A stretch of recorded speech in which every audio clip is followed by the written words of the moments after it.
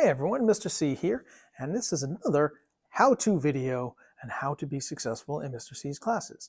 Today, we're going to focus on your binder and especially your table of contents, okay, and keeping your binder in order and keeping the table of contents up to date, okay? I cannot emphasize enough how important it is for you to stay organized in our class. Staying organized will increase your chances of success. In fact, I don't know anyone who has been organized that has not been successful in my classes. Okay, so if you follow with me and keep up with all these steps, then you will stay organized and you will be successful in our class. You're going to receive a paper almost exactly like this one. The one we're looking at here is from Q2 of the fall 2025 semester. What will look different on this really are just these dates here. Okay, now this paper is going to help keep your binder in order. Every page that I give you is going to be assigned a page number and a name. You'll also be writing down what date it was handed out, if it's going to be collected, what date it's going to be collected, and if it's going to be collected, there will be a cutoff date. And for your record keeping, you're going to write down what date you turned it in. Right? This page also has a section up here for your tests so that you can write down when you take a test and the date of the test and what grade you get on it, and likewise for quizzes. Right?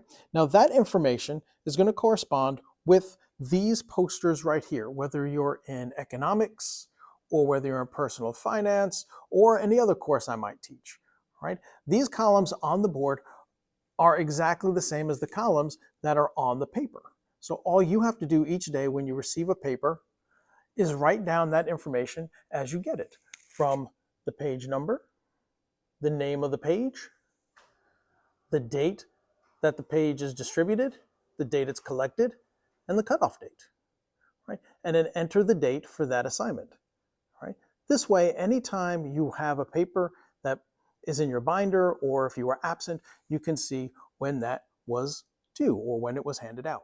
Another feature of this table of contents page is the personal attendance. Now, my responsibility is to keep attendance and enter that for the school, and I have it written down for myself, but you're going to want to keep track of what days you were in class or were not in class. And it could be because you were absent from school, it could be school business, it could be testing, whatever the reason, okay, but you're going to mark down whether you were present in the class or absent the day on that day, right? This way, you can keep track of the dates when something was handed out and correspond that to any days you may have been present or absent to know if you need to get a paper that you weren't here for, okay, or turn in a paper if you weren't here on the day it was turned in, right? So keeping track of your attendance is for your personal record keeping, and it will save lots of questions later.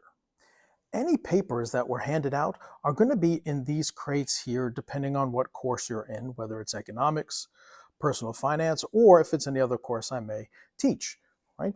Each paper will have a folder with the page number written on it to correspond with the page number on the poster, right? So if you're absent, you just come to the crate and you grab whatever paper you need, right?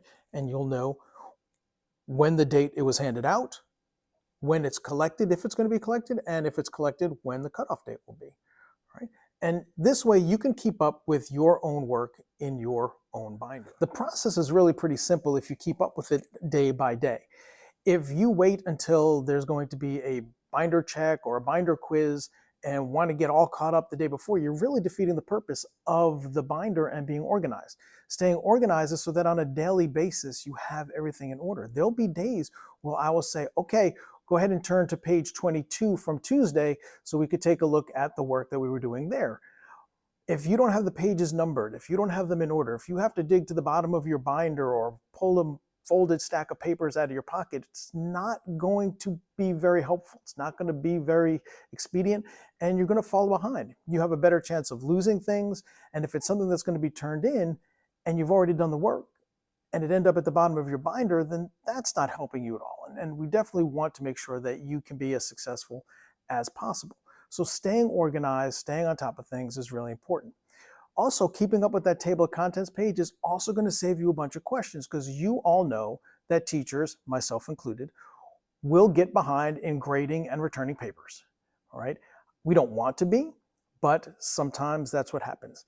And if you wrote down on your table of contents paper that you turned in a paper on a specific date, then you can be pretty confident that you turned it in and that Mr. C still has it. And if you look in Canvas for the grade and it's not there, maybe Mr. C just hasn't gotten to it yet. All right. So please stay organized, keep all your papers in order, keep up with the table of contents, and you will increase your success rate in Mr. C's classes. Thanks for listening. I hope you have a great day.